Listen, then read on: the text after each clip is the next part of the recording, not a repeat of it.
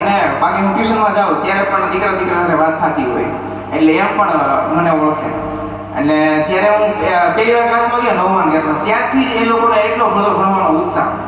અને ક્યારેક હું ભૂલી ગયો હોય કે ભાઈ મારો લેક્ચર અહીંયા છે, 2 મિનિટ મોડું થાય એટલે બોલ આવી જાય આપણને કે સાહેબ તમારો લેક્ચર છે આવી જાઓ. અને પાછા આપણને ખીજાય સામેથી, તમને ખબર ન પડે ટાઈમ થાય એટલે આવી જવાનું. આટલો બધો ઉત્સાહ ભણવાનો એ મને બહુ ગમે. વાત કરીએ કે 10મા વાળી બેચ મારી, એટલે કે ક્યાં વર્ષ છે, એટલે કે જે અત્યારે 11માં હશે, હિરલ છે, કૃષ્ણલ, ભાર્ગવ, આ બધા દીકરીઓ એને મેં એક એવી બેચ છે જે મેં આખું વર્ષ ભણાવેલું છે અને સંપૂર્ણ અભ્યાસક્રમ પૂરો કરાવેલો છે. અને આ મારી પહેલી બેચ છે કે જે મેં પૂરેપૂરો અભ્યાસક્રમ પૂરો ક્યાંય નથી કરાવ્યો. આ મારું પહેલું વર્ષ, મેં 10માં ક્યારેય ભણાવ્યું નથી.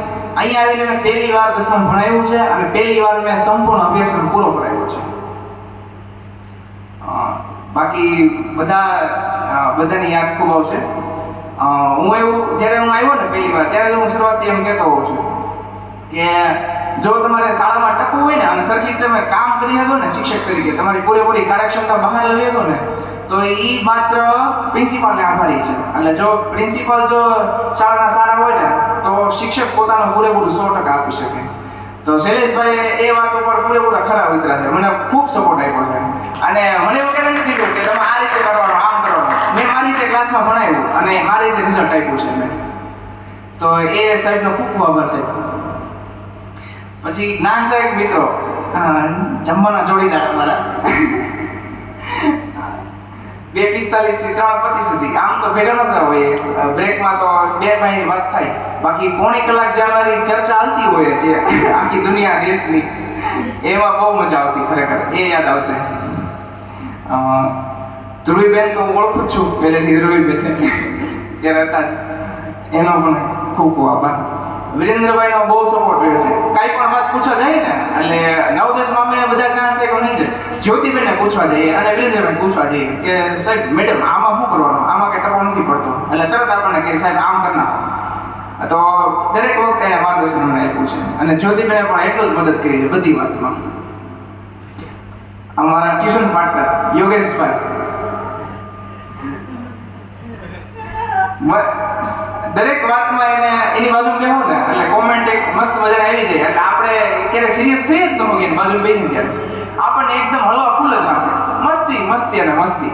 એને પાછું આમ તરત સ્પાર્ક થાય, આપણે એ રીતે વિચારી ન હોઈએ, એને તરત આમ થઈ કે તે કેવી મસ્ત કોમેન્ટ કરે અને આપણે દાંત કાઢ્યા રહી પણ ન શકીએ. હિતેશભાઈ રૂપારેલિયા એકદમ મોજીલા માણસ અને એકદમ નિર્દોષ સ્વભાવ, નિખાલસ વ્યક્તિત્વ. કેવું લાગે સાહેબ ખમણ? તમને થેન્ક યુ. આ તમારા લીધે ખમણ ખાધા અમે બધાએ. પછી હિતેશભાઈ વ્યાસ, આપણે જાણીએ છીએ કે ભાઈ નિકેન છે, અત્યારે હિરલ છે, આ બધા વિદ્યાર્થીઓને તૈયાર કરવામાં અને એમની સાથે જ્યાં ગેમ છે ત્યાં એને પહોંચાડવામાં અને બધી પરિસ્થિતિમાં સાથે અત્યારે જે લોકો મારા ખ્યાલથી ફોર્મ ભરે છે નિકેનનું, તો એ હું જોઉં છું 3 દિવસથી કોમ્પ્યુટરમાં એ ને કેતનભાઈ મહેનત કરે છે. ફોર્મ ભરાતો નથી, સાઈડમાં લોચા છે, તોય છતાં એ પાછળ દોડ્યા જ કરે છે અને ખૂબ મહેનત કરે છે. નવા મેડમ પ્રિયંકા મેડમ થોડોક અનુભવ છે પણ બીજા જ દિવસે આમ છે પ્રિયંકા મેડમ બીજા જ દિવસે એને ગાવાનો મોકો મળ્યો અને તરત ઝડપી લીધો. તો મને લાગે છે કે આ સાચા શિક્ષકના ગુણો છે એમનામાં અને એ બહુ ઝડપથી ભળી ગયા છે.